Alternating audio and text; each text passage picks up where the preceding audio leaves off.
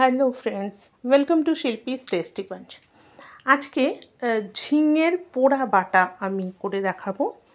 তো তার জন্য যা যা লাগছে বলি। ঝিঙেটা তো লাগছেই ফার্স্টে, খুব বেশি ইনগ্রিডিয়েন্টস লাগে না। আমাদের লাগছে রসুন কোয়া, আমি ছাড়িয়ে রেখেছি, আর লাগছে কাঁচা লঙ্কা। তো এই কটা জিনিস দিয়ে আমি আজকে ঝিঙের পোড়া বাটাটা দেখাচ্ছি।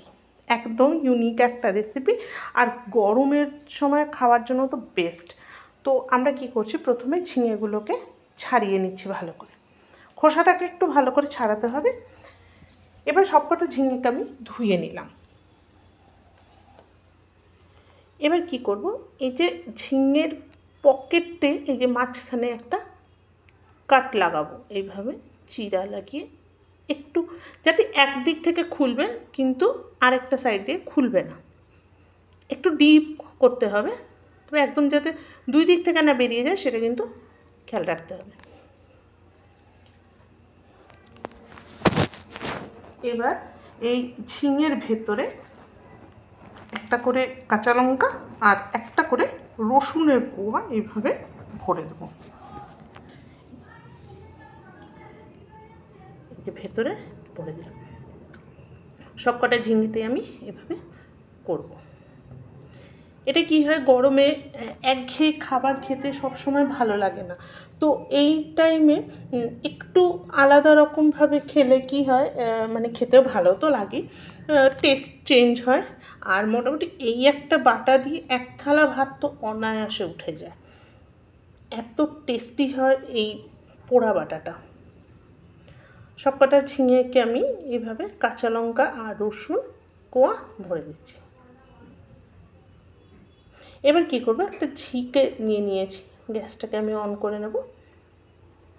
করে নিয়ে ঝিকটা বসিয়ে ঝিঙেগুলোকে আমি একটু পুড়িয়ে নেব।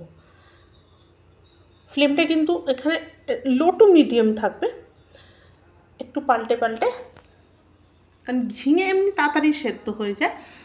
পোড়ালে কী হয়, একটা স্মোকি ফ্লেভার আসে, সেটা খুব ভালো লাগে। আর রসুন আর কাঁচা লঙ্কাটা ভেতরে দেওয়ার ফলে ওগুলো একদম পুড়ে যায় না, পোড়াতে ইজিও হয়। পুড়ে যায়, ইজি হয়, কারণ রসুন তো খুব ছোট ছোট হয়, এগুলো পড়ে যাওয়ার ভয় থাকে বা হয় না ভালো করে।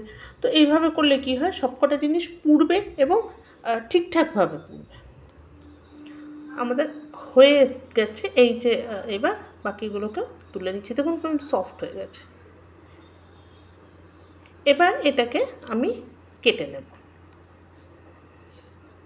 এটাকে ঠান্ডা হয়ে যাওয়ার পরেও করা যায়, তবে আমি গরম অবস্থায় করছি। আপনারা বেস্ট হয় একটু ঠান্ডা করে নিয়ে তারপরে করবেন, না হলে ঝিঙেটা প্রচণ্ড গরম, তো হাতে কিন্তু ভীষণ ছ্যাঁকা লাগছে। তো এটা একটু কেটে কেটে যতটা মোটামুটি ছোট করা যাবে করে নেব, কারণ এটাকে আমাকে কিন্তু বাটতে হবে।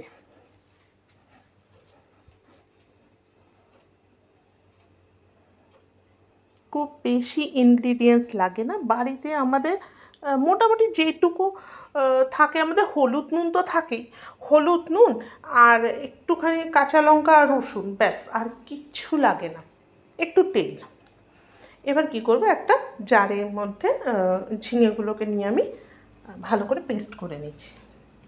এটাই মেকশিওর হতে হবে যে পেস্টটা যাতে একদম সুন্দরভাবে হয়। আমি কিন্তু আলাদা কোনো জল ইউজ করছি না, কারণ ঝিঙেতে নিজেই একটা মানে নিজস্ব জল থাকে। তো গ্যাস আমি কড়াইয়ে অল্প তেল নিয়েছি, খুব বেশি তেলও এখানে আমি ইউজ করছি না।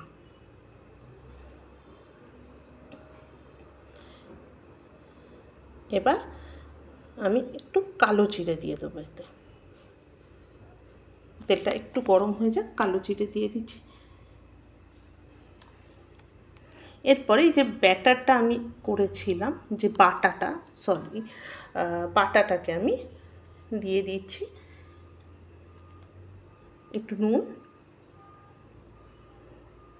আর দেবো অল্প একটু হলুদ, মানে এইটা নুনটা টেস্টের অ্যাকর্ডিং, ঝালটাও টেস্টের অ্যাকর্ডিং। এবার কি করতে হবে, নাড়িয়ে যেতে হবে খালি, মানে এই বাটাটা পুরো জলটা শুকিয়ে যাবে, শুকিয়ে গিয়ে একদম কালারটা চেঞ্জ হয়ে যাবে। ডার্ক একটা কালার চলে আসবে। এই দেখুন জলটাও শুকিয়ে গেছে আর আমার বাটা কিন্তু এই স্টেজে এসে একদম রেডি হয়ে গেছে। আমার বাটাটা রেডি হয়ে গেছে। থ্যাংক ইউ সো মাচ আমার সাথে এতক্ষণ থাকার জন্য, আমার ভিডিওটা দেখার জন্য। যদি পছন্দ হয় আপনারা ট্রাই করুন। যদি ভালো লাগে অবশ্যই একটা লাইক দেবেন।